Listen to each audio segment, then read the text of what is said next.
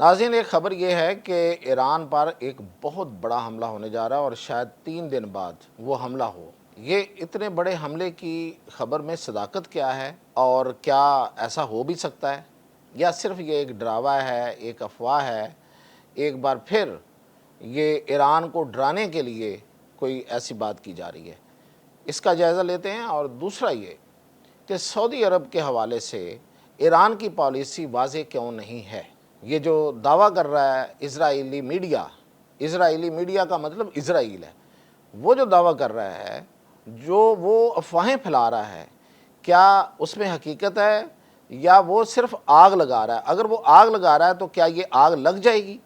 یہ آگ لگے گی تو یہ پھیلے گی، تو کیا آگ لگنے والی ہے یا آگ لگ چکی ہے؟ ان خبروں کا اور اس کے بیک گراؤنڈ کا، اس کے پس منظر کا جائزہ لیتے ہیں میں طاہر۔ دیکھیں، سب سے پہلے تو اسرائیل کی بڑی پرانی خواہش رہی ہے اور ہے، ظاہر ہے اس کا تو ایجنڈا ہے۔ اب کوئی اس سے ناواقف ہو یا اس سے کوئی دوسری رائے رکھے تو وہ ایسے ہی ہے کہ جیسے وہ سورج کے سامنے آنکھیں بند کر کے کہے کہ رات ہے۔ اسرائیل گریٹر اسرائیل چاہتا ہے، اسرائیل عراق، ایران، شام، ان سب کی تباہی چاہتا ہے، ایون سعودی عرب کی، اور وہ ان سارے علاقوں پہ قبضہ کرنا چاہتا ہے۔ یہ وہ خود کہہ چکے ہیں، وہ اپنے نقشے جاری کر چکے ہیں۔ اب دیکھیں، 2 مہینے بڑے اہم ہیں، اکتوبر اور نومبر۔ ان 2 مہینوں سے کے نزدیک جا کے نہیں، اس سے پہلے کچھ ہونا ہے اور کرنا ہے انہوں نے۔ یہ آپ سمجھیں کہ یہ ان کی، وہ پنجابی میں کہتے ہیں نا کہ آت آگے لڑائی ہے، یعنی کہ آر یا پار۔ کیوں یہ اہم ہے میں بتاتا ہوں اور اس کا تھوڑا سا تجزیہ کرتے ہیں۔ مثلا اکتوبر میں اسرائیل کے الیکشن آ رہے ہیں، اسرائیل میں الیکشن ہونے جا رہے ہیں، اور تمام سروے یہ کہہ رہے ہیں کہ نیتن یاہو لوز کر رہا ہے، نیتن یاہو ہار جائے گا اس دفعہ یہ الیکشن۔ اس کی وجہ یہ ایران کے خلاف جنگ نہیں ہے، اس کی وجہ جو ہے وہ اسرائیل کا غیر محفوظ ہونا ہے، اسرائیل کی اندرونی جو پالیسیاں ہیں، اور یہ خاص طور پہ اس کا غیر محفوظ ہونا، اور تیسرا اس پہ جو لگے ہوئے کرپشن کے سخت ترین چارجز ہیں، یہ وجہ ہے۔ ایران کے حوالے سے نہیں ہے کہ ایران کے خلاف جنگ کیوں کر رہے ہو، یہ تو ان کا سب کا ہے، وہ سارے تقریباً اسرائیل، تقریباً سارے نہیں کہا جا سکتا، لیکن 75% 80% جو ہے وہ زائنسٹ ہے، وہ توسیع پسندانہ ہے، پسند لوگ ہیں، وہ تو آگے سے آگے جانا چاہتے ہیں۔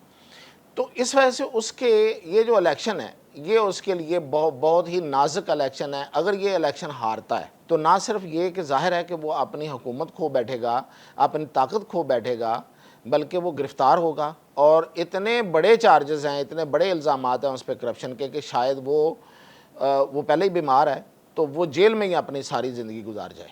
تو اس سے بچنا ہے، اور پھر اس نے اسرائیل کے لیے جو زائنسٹ یہودی ہیں ان کے لیے اس نے ہیرو بننا ہے۔ یہ ہے اسرائیل کا معاملہ۔ اور نومبر میں امریکہ کے اندر مڈ ٹرم الیکشن آ رہے ہیں۔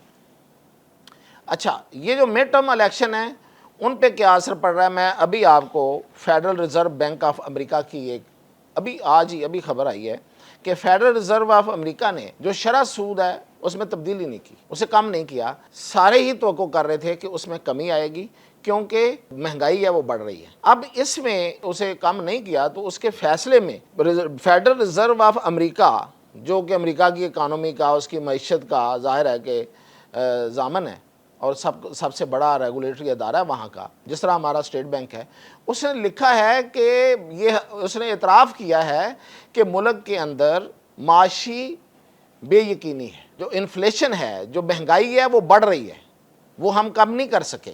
تو اس کے باوجود ہم اپنی شرح سود جو ہے وہ کم نہیں کر رہے، لیکن بے یقینی کا اعتراف کیا ہے، اور ساتھ ہی ایک دعویٰ کر دیا ہے کہ اس سب کچھ کے باوجود ملک کی کاروباری جو سرگرمیاں وہ متاثر نہیں ہو رہی بلکہ وہ بڑھ رہی ہیں۔ یہ تو خیر اس کو تو کوئی ماننے کو تیار نہیں ہے۔ فوری طور پہ اس پہ جو ریئیکشن آ رہا ہے معیشت دانوں کا امریکہ میں، وہ کہہ رہے ہیں کہ یہ تو سب جھوٹ ہے۔ یہ بات ٹھیک ہے کہ بے یقینی بڑھ رہی ہے، اور یہ بات ٹھیک ہے کہ مہنگائی بڑھ رہی ہے، اور اسٹیٹ بینک نے اس کو روکنے کے لیے کوئی اقدام نہیں کیا۔ اب اسے کہتے ہیں اندرونی دباؤ، یہ ہے ٹرمپ کے اوپر اندرونی دباؤ۔ اب ایک عرصے سے شروع کی ہوئی ایران جنگ کا کوئی نتیجہ نکالنے میں ٹرمپ جو ہے وہ ناکام ہے۔ معاہدہ کیا، آدھے دل سے کیا، لیکن کر لیا، اور پھر ایران کی طرف سے اس کو موقع مل گیا اور اس نے پھر ایران پر حملہ کر دیا۔ اب وہ معاہدے کی باتیں کر رہا ہے، لیکن ایران تو کسی طرف نہیں آ رہا، کھل کے تو ایران اب آ بھی نہیں سکتا۔ جو ایران پوزیشن لے چکا ہے اس سے تو ایران آگے خود سے آگے بڑھ کے ہاتھ میں لانے سے تو رہا ایران۔ تو اس لیے اور اب وہاں پہ نیتن یاہو جا کے بیٹھا ہوا ہے، گو کہ وہ اپنے بیانات سے، ٹرمپ اپنے بیانات سے تاثر یہ دے رہا ہے کہ وہ نیتن یاہو کے بہکاوے میں، اس کی چالوں میں نہیں آئے گا، لیکن حقیقت یہ نظر آ رہی ہے، جو اندر کی خبریں ہیں وہ یہ بتا رہی ہیں، اور جو یہودی میڈیا ہے وہ یہ خبریں دے رہا ہے کہ نہیں، یہ سب کچھ جو ہے یہ دکھاوا ہے۔ اصل میں ایک پلاننگ ہو رہی ہے، اور وہ پلاننگ یہ ہے کہ اس وقت برطانیہ میں B-152 طیارے جو ہیں، جو ایک وقت میں ہزاروں پاؤنڈ وزنی بام جو ہیں، وہ درجنوں بام جو ہیں وہ پھینک سکتے ہیں، وہ تیار کھڑے ہیں۔ اور پھر یہ بھی اطلاعات ہیں کہ شاید ایٹ اے ٹائم ایک منصوبہ ہے اسرائیل کا کہ ایٹ اے ٹائم ایران پر 1500-1600 میزائل فائر کیا جائے۔ یہ اسرائیل کا منصوبہ ہے، اور وہ اس سے شیئر کر رہا ہے، اور اس مقصد یہ ہے کہ اتنا بڑا آن سلاٹ کر کے، اتنا بڑا حملہ کر کے ایران کو سنبھلنے کا موقع نہ دیا جائے، اور خاص طور پہ اس کے جو انرجی کے ذخائر ہیں ان کو نشانہ بنایا جائے، تاکہ اس کے جو جہاز ہیں، اور جو جہاز تو خیر ان کے پاس کم ہی ہیں، لیکن جو میزائلوں کو لیے پھر رہی ہیں، ان کی بیٹریز اور ٹرکس جو ہیں ان میں بھی پیٹرول نہ رہے۔ اس حد تک وہ کہتے ہیں کہ ہم انرجی کو نشانہ بنائیں گے تاکہ ان میں پیٹرول نہ رہے، اور وہ جو ابھی حملہ دینے سے قاصر ہو، وہ کر نہ سکے۔ ایک تو اتنا بڑا حملہ ہوگا، اور دوسرا ہم ان کے جو پیٹرول شٹرول وہ ختم کر دیں گے، تو اس طریقے سے وہ حملہ نہیں کر سکے گا، وہ اپنی کو موومنٹ ہی نہیں کر سکے گا۔ اب جو یہ خبریں آ رہی تھی کہ سٹرنگر میزائل جو ہیں وہ خرید رہا ہے ایران، تو اس کے بارے میں ماہرین یہ کہتے ہیں کہ سٹرنگر میزائل کا ایران کو فائدہ کیا ہے؟ سٹرنگر میزائل ٹائپ، یعنی کہ میزائل جو خرید رہا ہے چائنا سے، وہ تو آپ کندھے پہ رکھ کے چلاتے ہیں نا، تو کندھے پہ رکھ کے تو آپ دو جگہوں میں نشانہ بنا سکتے ہیں۔ ایک آپ بنا سکتے ہیں جو زمینی فوج ہے اس کو، اور دوسرا اگر کوئی لو فلائی کرے آ کے جہاز، تو اس کو آپ نشانہ بنائیں گے۔ امریکہ اور جو اسرائیل کے جہاز ایران میں آتے ہیں وہ تو بہت ہائی فلائی کرتے ہیں، بہت ہائی الٹیچیوڈز پر فلائی کرتے ہیں، تو وہاں سے ان کو نشانہ بنانا سٹرنگر میزائل سے تو ناممکن ہے۔ تو یہ جو سٹرنگر میزائل والا جو اگر وہ لے بھی رہے ہیں تو ان کا کوئی فائدہ ان کو وہ کہتے ہیں ہوتا ہوا نظر نہیں آ رہا۔ اب دوسری طرف ہم آتے ہیں، یہ تو ہے کہ جو منصوبے بن رہے ہیں اور جو اندر خانے باتیں ہو رہی ہیں، اور جو بظاہر لوگوں کو دھوکہ دینے کے لیے ٹرمپ یہ کہہ رہا ہے کہ میں اس کے بہکاوے میں نہیں آؤں گا، لیکن اصل میں ایک بساط بچھائی جا رہی ہے ایک بڑے حملے کی، تاکہ اکتوبر اور نومبر سے پہلے نتیجہ نکالا جائے، اور اپنی مرضی کے نتیجے لے کے واپس جائیں اپنی عوام کے پاس، اور وہاں سے پھر وہ ہیرو بن کے تو ادھر سے جو نیتن یاہو ہے وہ جیتے، اور ادھر سے ٹرمپ جو ہے وہ جیتے۔ یہ ہے اندر کھاتے جو بن رہی ہیں۔ اور میں نے ایک خبر آپ کو پہلے سے دیتا آ رہا ہوں کہ جو زمینی فوجیں اتارنے کا بھی آپشن جو ہے وہ ان ملاقاتوں میں زیر بحث ہے۔ یہ اور بات ہے کہ ماہرین یہ کہہ رہے ہیں کہ زمینی فوجیں پھر اس کو کم از کم 2 لاکھ فوج اتارنی پڑے گی، کیونکہ ایران کا جو جغرافیہ ہے اس میں آپ چند ہزار فوج سے یہ کام نہیں کر سکتے، اور اگر آپ کریں گے تو واپس جانا مشکل ہوگا، ان فوجیوں کا کارروائی کر کے واپس جانا مشکل ہو جائے گا۔ لیکن ہو سکتا ہے یہ مکس اینڈ میچ ہو کہ ایک طرف وہ حملے ہو رہے ہوں اور دوسری طرف جو ہے وہ فوجیں داخل ہو رہی ہوں، تو بہت ہی ایک وہاں پہ موساد کا چیف بھی بیٹھا ہوا ہے جا کے، اور ایک جو پلاننگ ہے وہ تقریباً سر جوڑ کے بیٹھے ہوئے ہیں اور کسی کو پتہ نہیں چلنے دے رہے، لیکن کہیں کہیں سے خبریں نکال بھی رہے ہیں تاکہ یہ گونج رہے، اور جب وہ پھر آئیں تو اس سے پہلے جو ماحول جو ہے وہ بن چکا ہو۔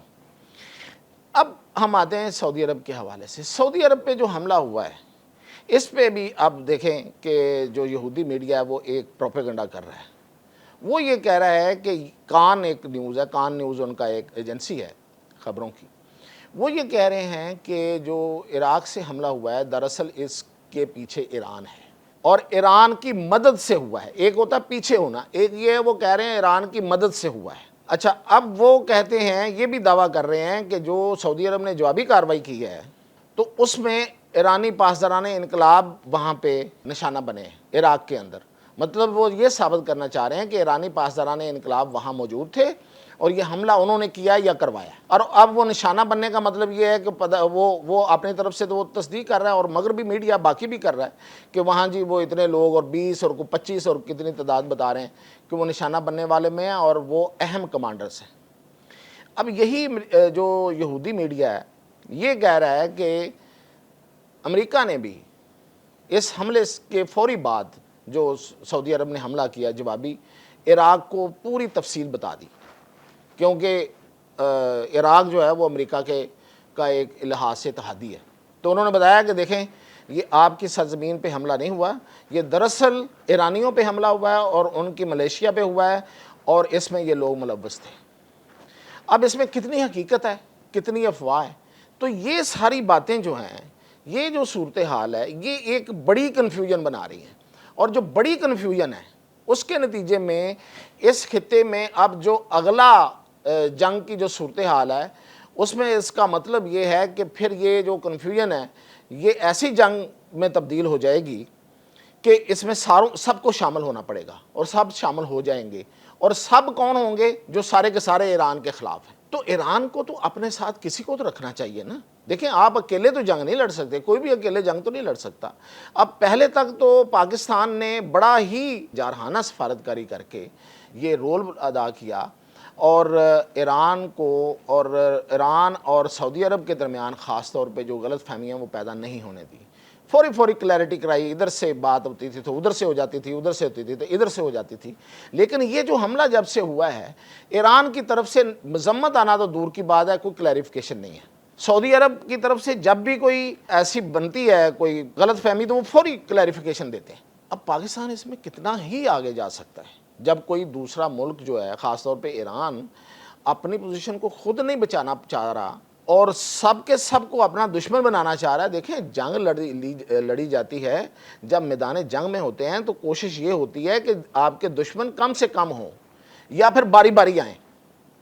ایک دم تو اب سب دشمنوں کو اکٹھا کر کے ان کے خلاف جنگ نہیں لڑ سکتے. تو یہ ہے ایک ساتھ ہی سب دشمن اپنے جو بھی اگر یہ ان کو دشمن ہی سمجھتے ہیں, جبکہ سعودی عرب تو ساتھ ساتھ کہتا جا رہا ہے کہ ہمارا ایران کے ساتھ کوئی دشمنی نہیں ہے, ہم ایران سے تو تعلقات کو بہتر کرنا چاہ رہے ہیں. تو یہ کنفیوژن جو بنتی جا رہی ہے, اور اگر یہ صورتحال جو ہمیں خبریں مل رہی ہیں واشنگٹن سے اور یہ جو خفیہ خبریں جو خود ہی وہ نکال رہے ہیں اور اس طرح کی جو ٹپس دے رہے ہیں, یہ اگر ٹھیک ہیں تو یہ جنگ بہت بڑی جنگ ہوگی اور اس جنگ میں آل اگینسٹ ایران ہو جائے گا. تو یہ نہیں ہونا چاہیے. اور پھر اینڈ پہ میں ان لوگوں کے لیے یہ بغیر کوئی تفصیل بتائے ایک ٹپ دینا چاہتا ہوں جو یہ سمجھ رہے ہیں کہ پاکستان صرف باتیں کر رہا ہے, سعودی عرب کا ساتھ نہیں دے رہا, پاکستان ساتھ دے رہا ہے. اجازت دیجیے.